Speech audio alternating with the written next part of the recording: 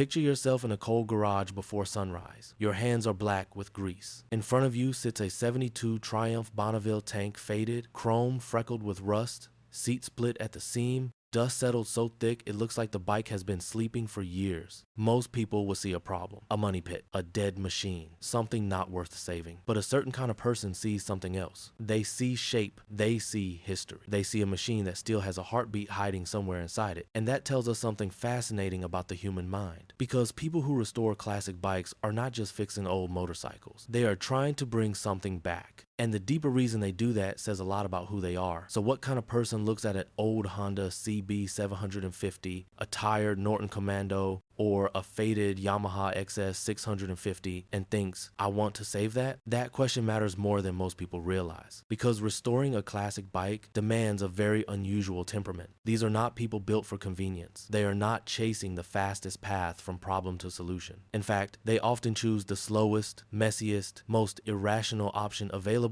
and they choose it on purpose. Instead of buying something new, quiet, and reliable, they spend months chasing a wiring fault in a 40-year-old motorcycle that leaks oil, vibrates loose, and refuses to idle. Why? Because for the right kind of person, difficulty is not a warning sign. It is part of the attraction. That's the first clue. Classic bike restorers tend to be people who get real satisfaction from process, not speed, not shortcuts, not instant gratification. They can spend 2 weekends freeing one seized bolt without losing interest. They can search for months to find the correct side cover for a 74 Kawasaki Z1. They can rebuild a set of carbs, reinstall them, kick the bike over, hear nothing but coughing and silence, and come back the next morning ready to do it all again. That is not normal in a world built around quick rewards. But psychologically, it makes perfect sense. Some people are wired in a way that makes slow progress feel meaningful. They can tolerate frustration because frustration is part of earning the result. And that changes everything. Because the reward is not just hearing the engine run. The reward is knowing they were patient enough, stubborn enough, and skilled enough to make it run. But that is only the surface. Old bikes become powerful because they offer something modern life rarely gives us, problems you can actually touch. Think about how much of daily stress feels abstract. Work pressure, money, uncertainty, the constant feeling of being reachable, reactive, and mentally crowded. So much of modern life wears you down without ever putting anything concrete in front of you. A classic motorcycle is the opposite. A bike is honest. If the petcock is clogged, you clean it. If the points are off, you reset them. If the forks leak, you replace the seal. If the engine has no spark, you chase the fall. The machine may be difficult, but it is honest. And for a lot of people, that honesty feels like relief. Here's where it gets interesting. Unlike the rest of life, the motorcycle gives you a simple bargain. Pay attention, learn its language, respect the process, and sooner or later, it will respond. Maybe not quick, maybe not kindly. But honestly, a stubborn old BMW R75 fifths or a rough shovelhead can test your patience all day long, but it does not lie to you. It asks for effort, and when the effort is right, something changes. For certain minds, that relationship becomes deeply therapeutic. Not because the bike is easy, because it makes sense. And when life stops making sense, that matters more than people think. You can see it in the small moments. An hour disappears while you're setting valve clearances. A whole afternoon vanishes while you clean oxidized contacts inside a headlight bucket. You tell yourself you'll just check one thing, and suddenly it's dark outside and your coffee has gone cold on the bench. That's one reason so many restorers talk about the garage like it's a refuge. Not because it's easy, because it's absorbing. When your hands are busy and your attention is locked onto something real, the noise in your head gets quieter. The world narrows down to filler gauges, timing marks, fuel lines, strip screws, old gaskets, and whether this kick, this one right here, is finally the one that brings the engine back. From the outside, it looks like frustration. From the inside, it can feel like peace. But peace is only part of it. The deeper reason people restore classic bikes is often emotional. Spend enough time around old motorcycles and you hear the same kinds of stories. A man finds a 69 CB 750 because his father used to talk about one. Someone buys a battered Triumph Bonneville because it looks like the bike they stared at in a shop window when they were 16. A rider in the middle of a divorce drags home a tired XS 650, not because it makes financial sense, but because he needs something in his life he can slowly put back together. That's the part outsiders usually miss. To everyone else, it's just an old bike. To the person restoring it, it might be memory or grief or identity or a version of themselves they are trying not to lose. That is why these these machines can feel so personal. They don't just carry miles, they carry meaning. And nostalgia has a lot to do with that. Old bikes do not just remind people of the past, they remind them of a world that felt more direct. You can see the engine, trace the cables, hear every mechanical choice the machine is making. A Norton Commando,